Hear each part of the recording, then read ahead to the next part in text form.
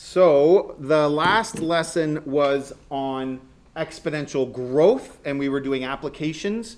I don't know if you remember, but then the lesson before that, it was applications, but you were given the equation, right? So we looked at analyzing the equation. We did a little bit of work describing what different parts of the equation mean, right? What's the initial value? What's the final value? And I'm going to get to that for this as well in a moment. And then we did a lesson on applications of exponential growth, and the trick there was you had to develop the equation yourself. So you have to create the equation and then use it to solve for, generally there's a couple of different things that we solve for. So now we're doing this lesson on exponential decay. And the nice thing is it's almost identical to exponential growth. So because it was a while ago that we did exponential growth, this will be a nice review of what we were doing before the break that we had. And then, like I say, there'll be time for you to go over it and practice all the different types. And then we're going to do one more lesson where we mix the types together. It's not that much more complicated. I don't think, generally speaking, it's not all that challenging. The challenging part probably is, in some situations, maybe setting up the equations, but then one of the types of solving is probably the more challenging thing. So when we mix them together, I don't think it adds too much more difficulty, but it'll be another chance to practice all the different types of questions that we can do, right? And there are different types. There are percentage growth and percentage decay, and then there's the other one where it just gives you the multiplier, which are generally half-life questions, or the questions where the population is doubling or tripling or something like that. And we're going to see pretty much every type in that next lesson when we mix them up. Hopefully we'll have time to kind of do one of each, and you'll have seen all the different types. It'll be good review for that. All right, so let's review the equation. So if you remember, exponential growth, the equation was almost identical. The only thing that's different is that if it's exponential growth, it's a plus sign because it's going to get bigger, so you're adding on. And when it's decay, it's a minus sign. So this is one of the reasons why I say they're very similar questions. So if you remember, A on the left side of the equation, capital A, it's not always an A. We do pick different variables. A on the left side is the final amount. If you do get these backwards, that's a big problem. I have seen that as a mistake that people make. So you want to make sure that you know what each of these is very specifically. And then this one, A with a small zero, or again, we call that A naught, is the initial amount. That's the starting amount, what the question starts with. You've got all of this on another handout. You don't have to write it all down again. And you actually, the second handout, the next lesson, has it all re-summarized again. So I wouldn't worry too much about trying to write all that down right now. R is the rate. So in this case, it's going to be the rate of decrease or the rate of decay. And it is the rate given as a percentage decrease, but then we have to convert it into a decimal, right? Because we always convert percentages to decimals before we actually do math with them.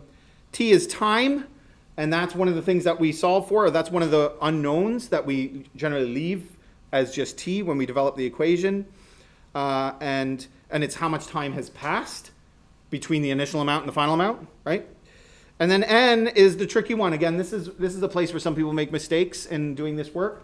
N is the length of time it takes for the decay or growth to occur.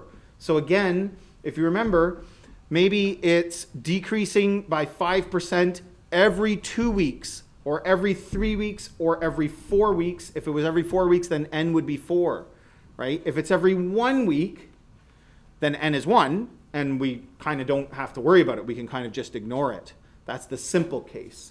It's a trickier case if it's decaying every 4 weeks, okay? And then the last thing you got to remember about this is that T and N have to be the same unit. So if N is given in weeks, then every time you sub in for T, that's got to be in weeks. And it might say after 5 months, and you have to convert that into weeks or something like that, right? So But all the conversions that we do, they're all very simple. They're the kinds of things that I would imagine everybody just kind of knows, like there's 7 days in a week, something like that, right? So they do tend to be easy. If for some reason on a test you're blanking on what the conversion factor is, ask, because that's not really part of the of this course, is learning any kind of tricky conversion factors. I want you to be paying attention that, you know, it's been given in days, let's say, and then it says how much is left after 3 weeks, that you just are noticing that you have to do a conversion. I'm not as worried if somehow you forgot how many days were in a week or something like that, okay? I'm not really testing on that, in other words. All right, so let's try one. We're going to do 2 here. This one's depreciation. So it's kind of interesting. I think we did an example, a different example, where the value increases over time, like a baseball card or sometimes collectible things, the value increases over time. But other things, a lot of the time, the value decreases, right? So it can go both directions. So just because it's talking about money does not mean it's growth or decay. It could be either. So this one's about a car. The price of a new car is $32,999. It loses 30% of its value each year. Now, the fact that it says it's losing, that's the part where you have to be able to realize that this is a decay question. This lesson is all about decay, but when we mix them up in the next lesson, you're going to get all different kinds of questions asked together, and so that you would have to be able to determine that if it's losing value, it's getting smaller, which is decreasing or decaying. But that's pretty obvious, don't you think? Like it says it's losing its value. That's not tricky to figure out that this is exponential decay, I don't think. Okay? So, and it's 30% is the percentage that it gives. So A is write an equation to model the value of the car over time. Okay? So I'm going to use V for value. Again, I often pick letters that that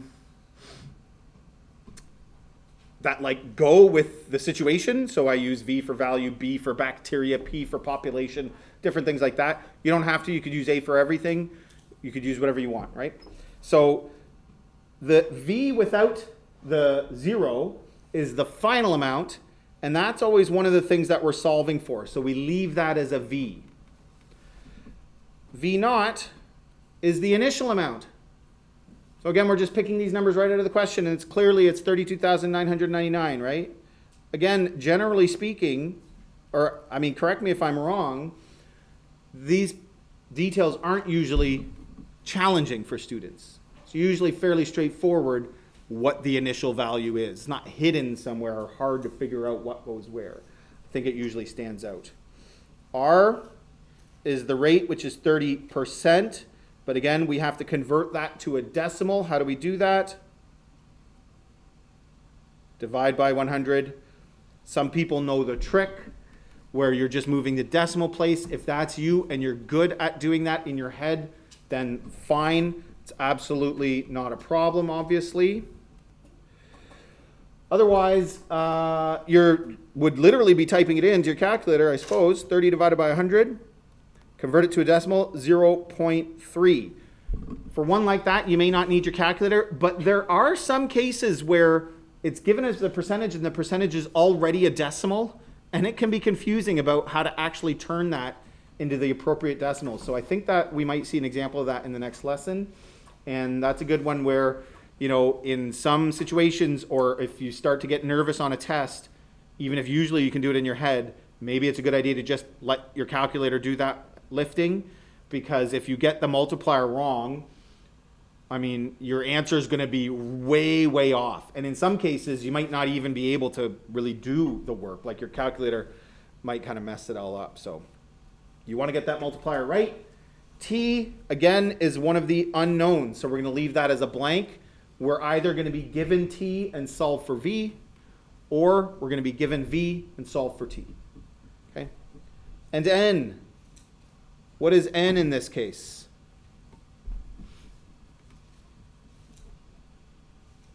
Roman. So we're not at B yet.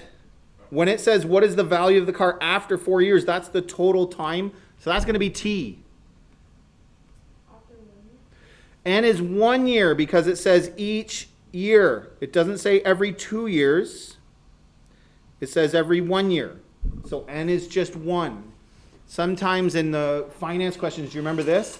It says like the per annum, or it says /A, and that means per year.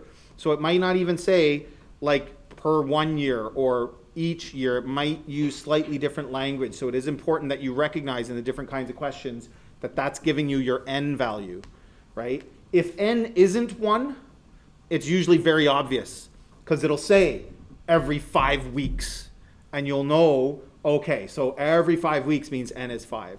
If it's not as obvious and it doesn't say something like that, it probably means N is 1. Okay, 1. So now I'm going to create the equation, and just because, again, especially since we've had such a break, I'm going to do this in a few separate steps. You are not required to do that. 1 minus R, because we're doing decay, T over N. So that's just the form with none of the numbers put in, right? V equals 32,999. 1 minus 0.3 to the T over 1, which works out. This is our actual formula. 32,999. Again, you don't want to mess this up. So if you have to use your calculator to do this subtraction, then use your calculator to do it to make sure that it's right. Works out to 0.7 to the T. I wrote it out 3 times. You can do it once. You don't have to show this step where it's 1 minus. You could just go straight to the result of that subtraction if you want. What I really want to see is that you are getting the correct equation. I don't need to see all those steps. One common mistake is instead of 0.7, people put 0.3 in there. Okay? So you're probably going to be able to finish the question if you do that, although your answer is going to be kind of wonky. But it is wrong, so you'll lose a mark at least 1. So make sure you remember it's 1 minus. How did you get 0.7? 1 minus 0.3. Oh. So that, like I'm saying, 1 minus 0.3. And then if your calculator is set to give you fraction answers like this one is, then you have to hit that whatever button on your calculator it is. For me, it's this S to D button, and it gives you the decimal, 0.7. Any questions? Okay, B. What is the value of the car after 4 years? So again, like we kind of already discussed, this is giving us T equals 4, and we solve for V. And you don't have to write that down.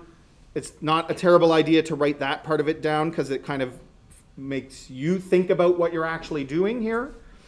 But you don't have to write that part down. I would say of the 2 questions, and we're going to do one of each, B and C are 2 different questions. Of the 2, this is the easy one. This is just punching it into your calculator. You do have to know how to use your calculator, but otherwise this one is kind of the easier, more straightforward one. So V equals 32,999, 0.7 to the 4. That's all there is to it. And this is punching into your calculator now. 32,999 times 0.7. And you know, some people like to use brackets there. You can use brackets instead. I would imagine most of you are good with this by now. Like over the course of this class, I have not noticed that anybody is confused about how to use their own calculator. So I think we're all good for that. But however you type it in to the 4, this exponent's easy because there's no n value. So when we have an n value, I'm going to talk a little bit further about that.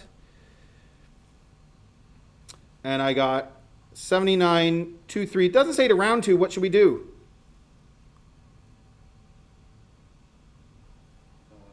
The second decimal place. Thank you very much. Second decimal place because it's money. So some of these questions you will not be told specifically what to round to, and that's on purpose. And that's because if it's money, you should know that you round to 2 decimal places. Okay? Occasionally a question might say round to the nearest dollar or round to the nearest $10 or $100. Like I've seen those kinds of questions in textbooks. So if it says something else, then you could always follow that. I don't think that's going to come up for us in this course. But otherwise, it's always 2 decimal places that. And there's a few other situations where that comes up, where it's not going to tell you what to round to. You have to know what to round to. Okay? So we'll talk about those when we get to those when they come up. So therefore, the car is worth $79,2306.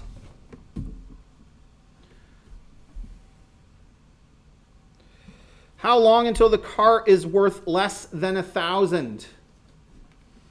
So we have already done these because we did these types when you were given the equation. This was a big focus, and we did them in exponential growth. So we have already seen these, but this is the more challenging type. There's a couple of parts to this that I would say do become quite a bit more challenging. Okay. So as you're doing the practice, you want to focus, I would imagine, on this part and make sure you know how to do this part. Make sure you've done it a whole handful of times at least, and that you've got it kind of nailed. Okay, so let's do this one, C. Now the difference in C is it's giving us V. So at V equals 1,000, solve for T.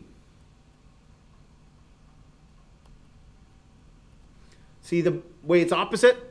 And those are the 2 kinds of questions you're going to get in these exponential applications. Okay.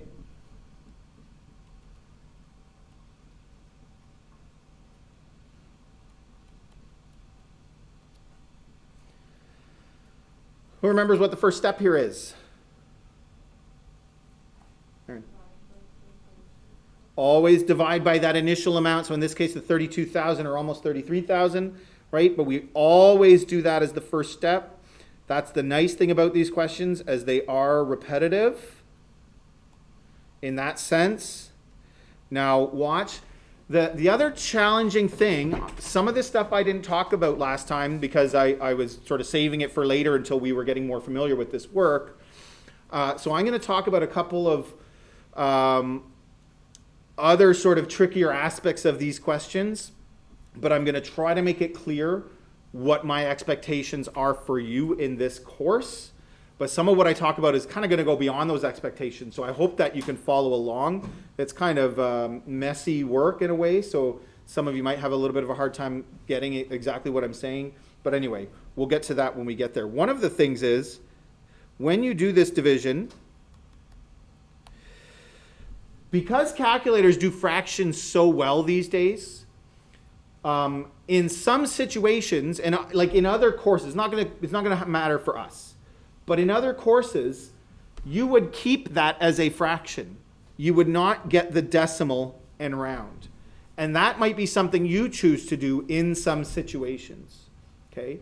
But because of the way we're going to do things, in this case, I actually think it's better to get the decimal rounded. But we probably want to keep at least 4 decimal places. So 0.0303 equals 0.7 to the T. Okay?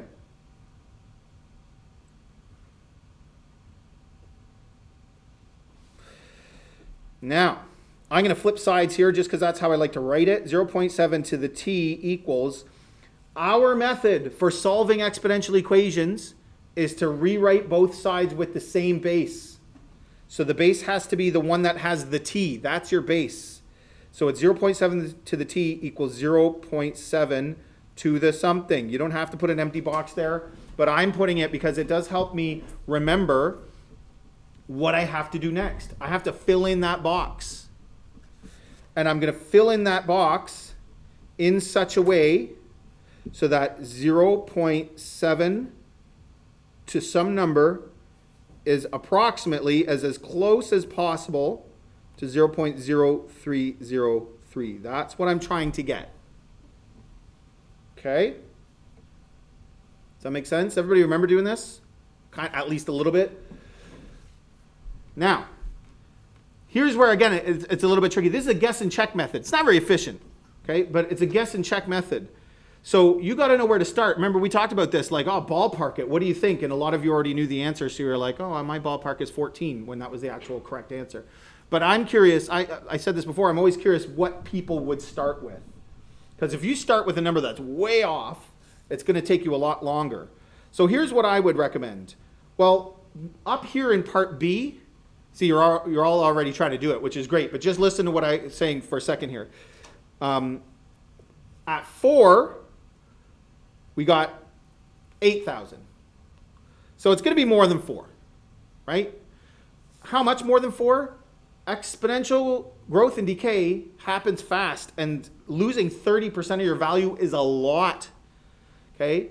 So I don't think it's going to take too much longer, too many more years to get down close to 1,000. So I'm just going to jump up. So from 4, I'm going to jump up a couple, and I'm going to go 0.7 to the, let's start with 7.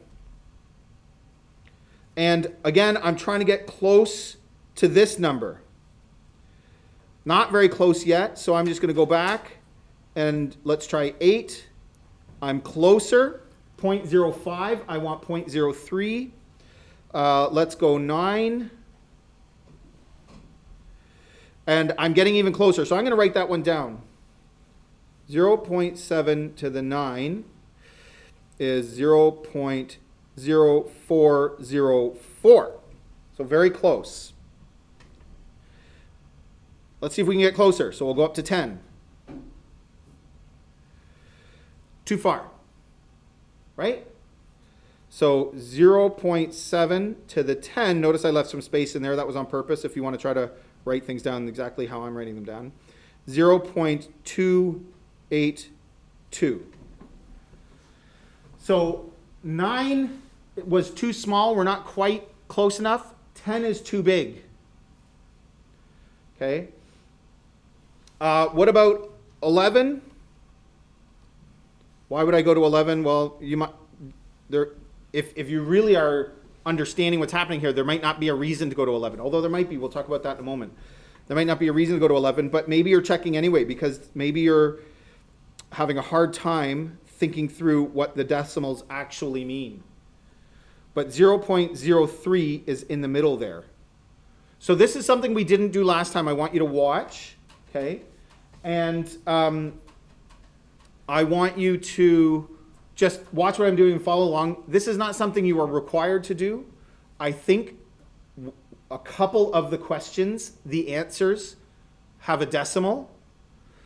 But I'm not going to make you do decimal answers for these. So if you rounded to the nearest whole number, that would be fine, okay? We're going to test what it would look like if we wanted to get more accurate. And if you want to try this when you're doing your work, by all means, go for it. It's not a bad idea. Doesn't take that much extra time, and we're going to get a lot closer. Because watch what happens if I plug 9 and 10 back into the original equation. Okay, so before we get to this next bit, 1,300. Now remember the question said, how long until the worth of the car is less than 1,000? So even though 9 might be closer, that wouldn't be correct, would it? Because the value is not yet less than 1,000. So watch, be careful for the wording of the question. If it says less than 1,000 or less than whatever, then you're kind of always going to have to round up. But the other trick is take your answer, sub it back in, and see which one gets you below. So now we're below, but quite a bit below. Not that much, $70, but right? Like, you know, it's not 999. We sort of skipped over where it actually happened that it was less than 1,000. So that's why I want to see. So the correct answer here would be 10. If you put 10 on a test, that would be full marks. That would be totally fine. Does that make sense? But if we wanted to get closer, 0.7 to the, so I'm going to try 9.5. Closer, 0.3. Right? What about 9.6? Let's see if that gets closer or further away. 3.2. So I want 0.30. And so that third digit is now getting closer. Okay? So what about 7?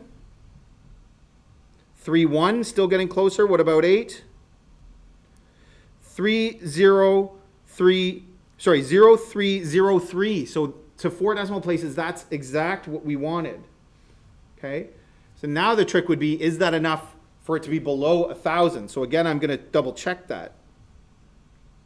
Times 0.7 to the exponent of 9.8.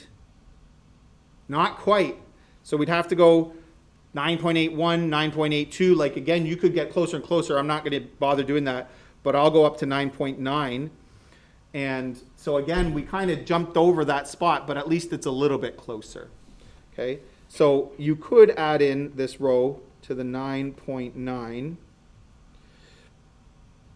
0.7 to the 9.9 is 0.0292.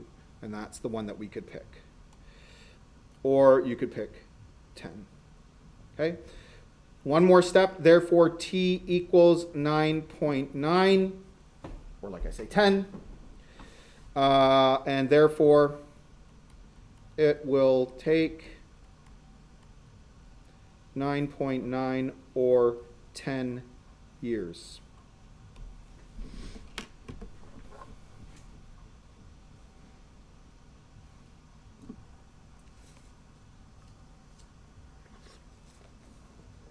Any questions about that one?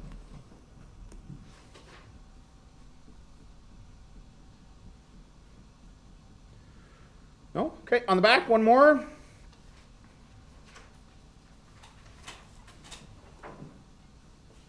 Half-life questions. So half-life questions are always basically the same. The numbers are going to be a little bit different, the initial amount and the actual time of the half-life, but otherwise they're always the same. Half-life means something very specific. Okay? And this is the kind where you might not do the 1 minus r. If you're losing a half, which is what half-life means, it means you also still have a half, right? So the half, or 50%, you could think of as your r and do 1 minus 50% to get 50% remaining. But often we just go straight to the plugging in the value of 1/2 as our multiplier. So let me show you what I mean by that. So for A, write an equation to model the mass of the substance over time. So I'm going to use M, capital M. We're starting with a 320 milligram sample. Instead of R, I'm going to do B, just the base. So in some cases, if the amount is doubling, then my base or my multiplier is just 2. It's not 1 plus 2, it's just 2. Do you remember doing this? And you go straight to that multiplier. Same thing with this. And so I'm going to make it 1/2 or 0.5, whichever one you like better. Often you'll see these with fractions. If you don't like the fraction, you can use 0.5. 0.5 is easier to type into the calculator, so you might see me flipping back and forth a little bit. Okay? T is our other unknown. And what is N?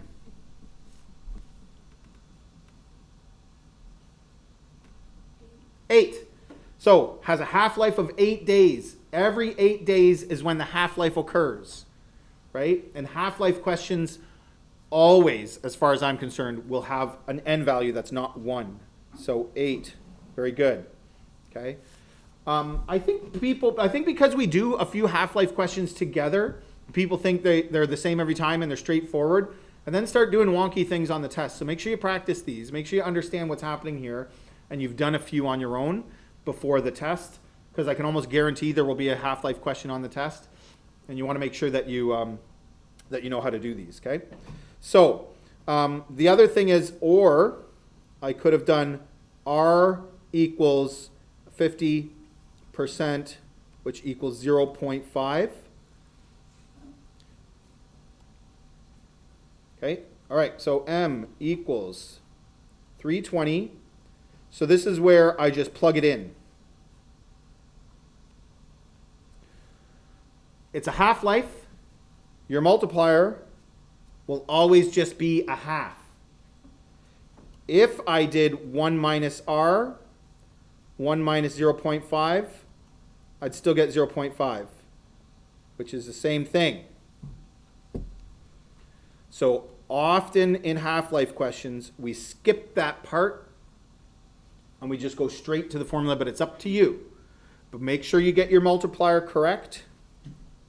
Okay. Again, notice that the n value t over 8 does make it a little bit trickier when we're doing all of the next work. Everybody good? I did it in 1 step this time, right? Last time we did it in 3 steps. This time I just wrote it out. You don't even have to do this. You don't have to write out your givens. It's not a terrible idea because it might help you find a mistake if you make a mistake, but you don't have to. Question B, how much is left after 16 days? So that's at t equals 16.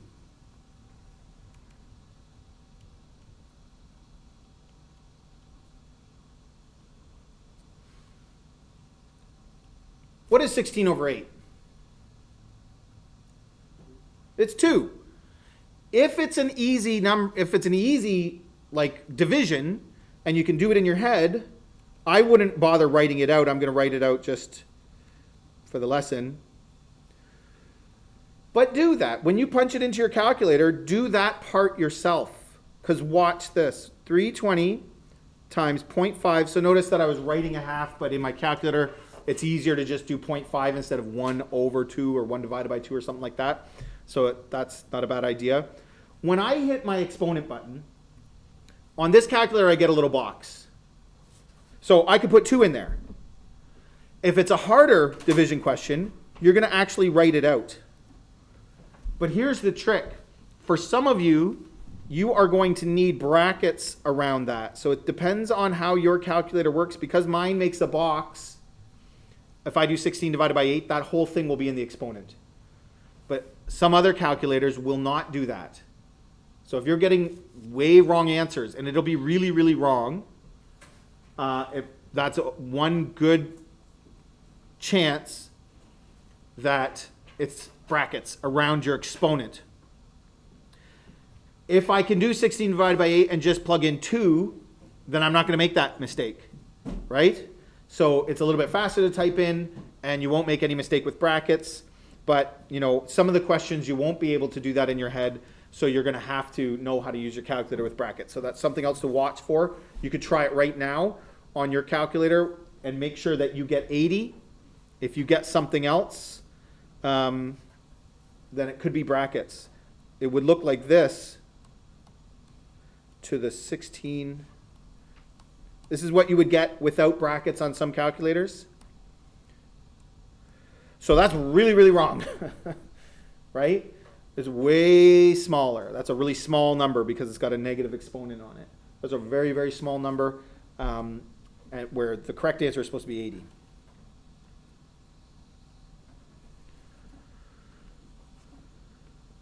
Everybody okay with that? Okay, C. So C is giving us t again, but it gives us 8, and this is what people do. T equals 8. What's wrong with that?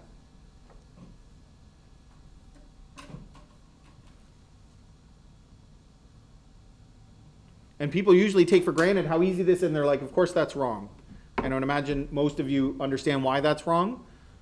But then all of a sudden on a test, you make this mistake because you're rushing or something like that. Because you have to convert it to days. Because n is in days, so t has to be in days.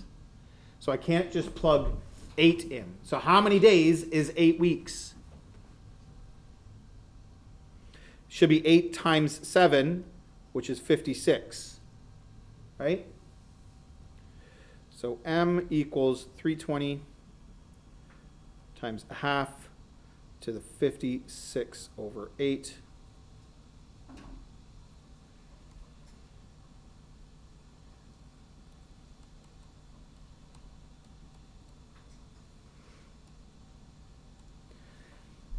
And I got 5 over 2, or 2.5.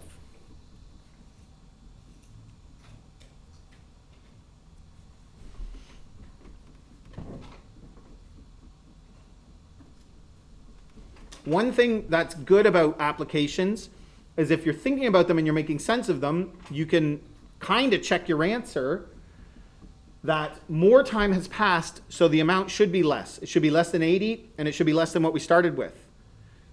Sometimes you punch it into your calculator wrong, or you make up your equation wrong, and all of a sudden you get a bigger number here, like 10,000.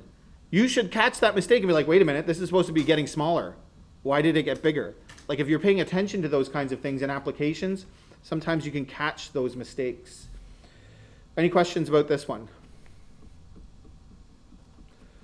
Okay, one last bit here. How long until there is less than 1 milligram remaining? So again, this is the kind where it gives us the final amount and we're solving for time.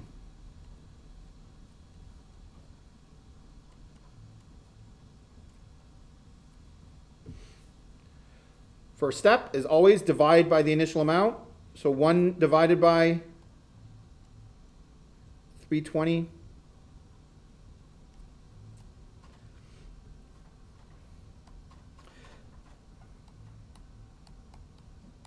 And in this case, oops, my calculator's in the wrong mode, so hold on. I was helping some people fix their calculators earlier. So if you go to change it to a decimal and you get that scientific notation, ask me about it afterwards and I'll help you get your calculator into the right mode so that it gives you this decimal because this is what you want. And I'm actually going to keep all of those decimal places, okay?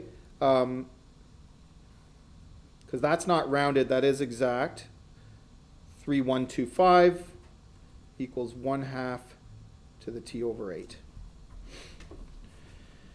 So again, 1/2 to the t over 8, really should have that in brackets, equals 1/2 to the something. So I want my 0.5 to the something to be about 0.003125.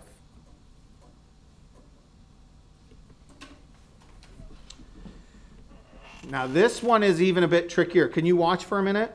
If I come up here and I go, well, 56 gave me 2.5, close to 1.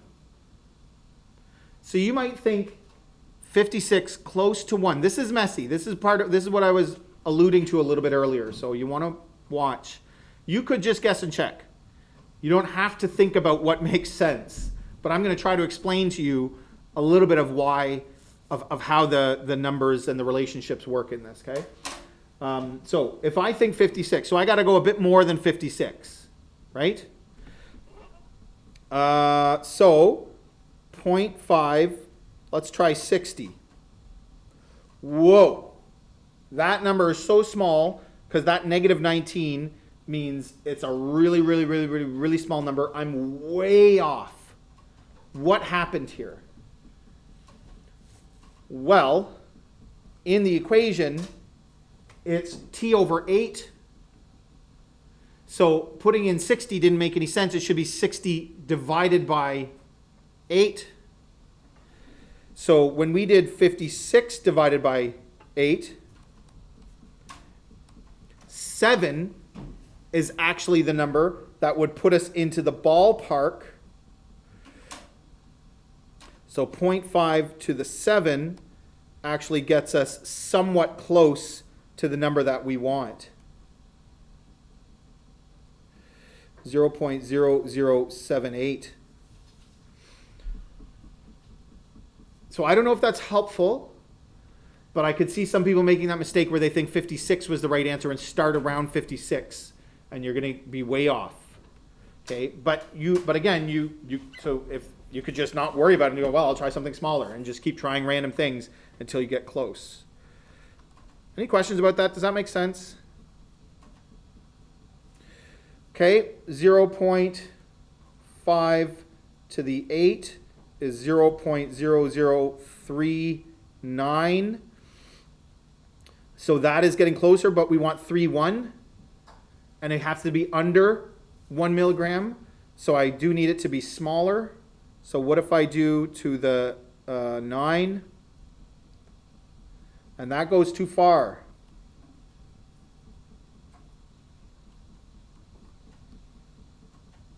0020. Now, if you chose 9, because 8's not going to be quite far enough, okay? If you chose 9, then that would be fine, okay? Because like I said, whole numbers are going to be good enough for everything that we're going to do. But whoops, what if we wanted to get closer? So 8.1, 0.2, 0034, 0.3, 0031. So notice I'm getting closer and closer and closer, but it turns out 8.3 still isn't quite far enough. 8.4 will be enough. 0.5 to the 8.4 is 0.0030. And that will be close enough that it'll be below 1. Okay? And again, that check that we did before is trickier when you have an n value. It's a lot trickier, and I'm going to show you why. So I'm going to put 8.4 in here.